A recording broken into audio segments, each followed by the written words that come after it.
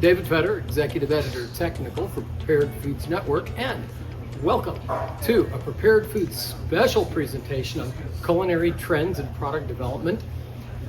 Our guest today is, again, and glad to have him back, Professor Hinnerk Von Bargen of the Culinary Institute of America in San Antonio. That's the CIA with good taste. He's a regular contributor to Prepared Foods, and he's going to give us his take on the whole ultra-processed foods controversy. I gotta warn you, it's probably close to my own thoughts on it, and so I'll urge you to check out The Unreality Pervasive in Food, which is coming up. You'll find it right here at preparedfoods.com. Hey Hinnerk, thanks for inviting us into your inner sanctum. For our audience, we are down in San Antonio at the CIA itself. And this is where Hinnerk beats some sense into the next generation of chefs. In addition to being a professor of culinology, Hinnerk's applied his expertise across multiple continents, and he and his wife Ming own and operate 3 Asian restaurants and Asian fusion restaurants right here in this city. Welcome, Hinnerk. David, thank you. I appreciate it very much. Now, I wouldn't say I beat sense into my students. I try to be a little bit more motivating, but you can use al dente noodles and beat them with that. So, listen, we're being bombarded lately from all sides by hysteria over what's misleadingly referred to as ultra-processed foods. The fact is, the term is completely meaningless the way it's used. But let's get down to the nuts and bolts using actual examples. yeah, I couldn't agree more with this. So I have my own thoughts on this, and the word ultra process has just a very negative connotation. So perhaps we should just reword it as multi-step processing. Excellent. And that's exactly what it is. And there's just many examples, even traditional examples. We can start off with fermentation. It is a multi-step process.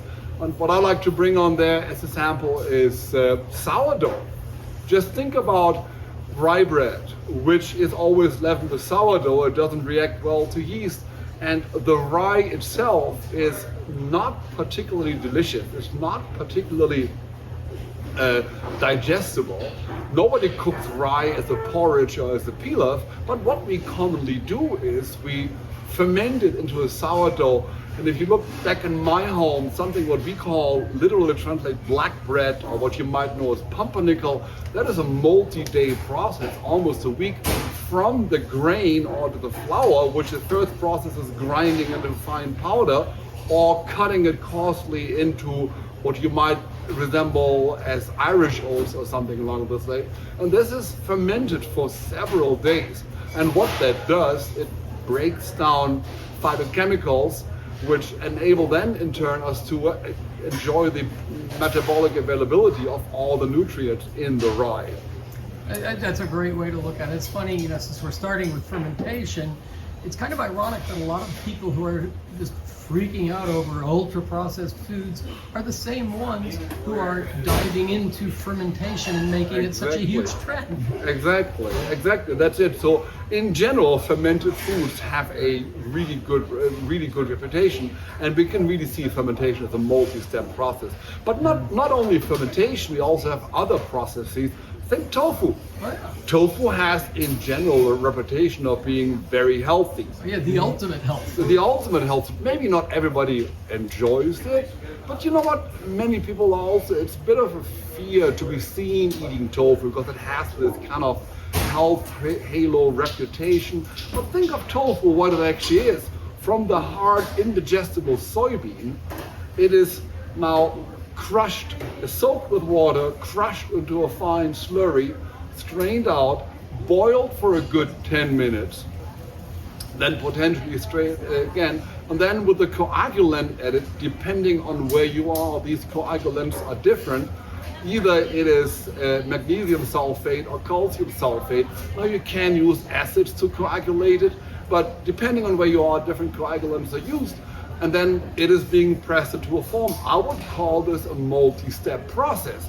Nobody refers to this as ultra process, but certainly several processes. And then on top of this, in many cases, the tofu is also further fermented to make the proteins not even more digestible. Right.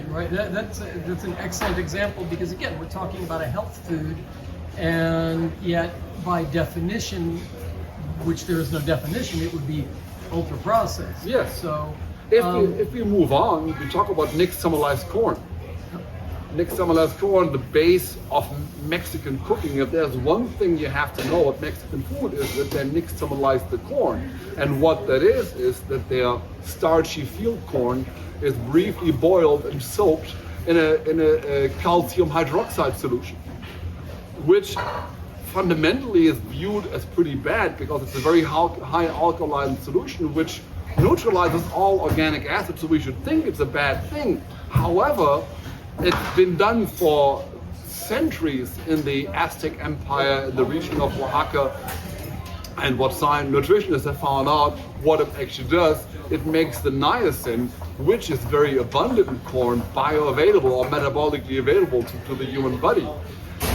Many cultures who got introduced to corn after the discovery of the Americas, they had big outbreaks of pellagra due to a niacin deficiency in their diet. that's right. American natives, Mexican natives never had that because they nixtamalized their corn. So an initially very bad looking process makes that food significantly healthy.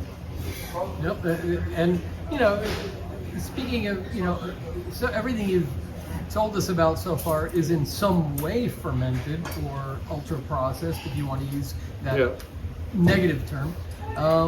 But back on fermented, you've got the dairy in the form of yogurts, cheeses. It preserves them. It gives them the probiotic power, and that way it supports digestive health and supports the immune system. Absolutely. I love hearing it. And speaking of the ability to preserve and make safe, what other foods benefit from multi-step processing that we can put in their proper light? If we now talk about shelf life extension, talk about charcuterie. Ah, Charcuterie is a phenomenal way to make your meat safer, make it shelf stable. In the old days, when you slaughter an animal, you have all of a sudden an abundance of meat. Or you have hunting season, or you have the time when all your ducks are grown to age and winter comes along and you better slaughter them all because you can't feed them through the winter. So there are phenomenal ways to make meat safer by grinding it up into sausages, by salting, by curing, then slow poaching it, exposing it to smoke, which is fundamentally toxic, but it helps us to preserve the meat. So charcuterie is a great way to preserve the meat. And as we all know, it takes more than one step to get your steak from the animal onto the plate. Right? So these are multi-step processes. Perhaps, and when I think about all these processes, it's important to understand that they have not been designed with the hedonistic properties in mind initially. The idea was, hey, this food, I don't really enjoy it. Can we do something? Oftentimes by chance discoveries, when the milk spoiled, hey, we can eat this, or when the cheese turned moldy, hey, now it's even better. But there was never the first process in mind. That as all these methods evolved, that's when people began to worry about, hey, do I like it? Do I enjoy this? And eventually culinary cultures developed that people identified themselves with what they produce and what they eat, which I think is another very important part of the overall culinary arts. Food is not just a meal, it's a whole experience, a whole culture, and multi-processing or multi-step processing is just an important part of it. yeah, absolutely. And it's funny, the main things that you've mentioned, you're talking about culinary cultures. We didn't plan it this way, but we hit upon Asian, we hit upon Mexican and Central American and South American. We hit upon Middle European with the charcuterie, and so this is a global thing. This multi-step processing to make food safe, to preserve it, and to even enhance its health, as opposed to neglect it, if you were, or cause health detriment. So. I keep hoping that this anti-UPF promotion will die down once people realize that if UPFs are banished, they're going to have to give up the chocolate and virtually any other dessert and confection, but also pretty much every source of highly bioavailable protein and a good number of easily bioavailable vitamins, minerals, and other nutrient sources. Yes, no, I couldn't agree more. I mean, the whole idea of the less processed, the better, that goes against everything we learn and know about food these days. Essentially, if we don't have any multi-step processed food, we're reduced to a raw vegan diet. And that limits our food we can actually eat tremendously. So, and because if we live a raw vegan diet, we have to live a very, very complex diet, and that's very hard to sustain. Very hard to run. Absolutely. It's got to be practiced with extreme complexity, difficulty, and attention. And they've proven that a vegan diet that strict, a raw vegan diet, is eventually unhealthy, except under the most extreme caution.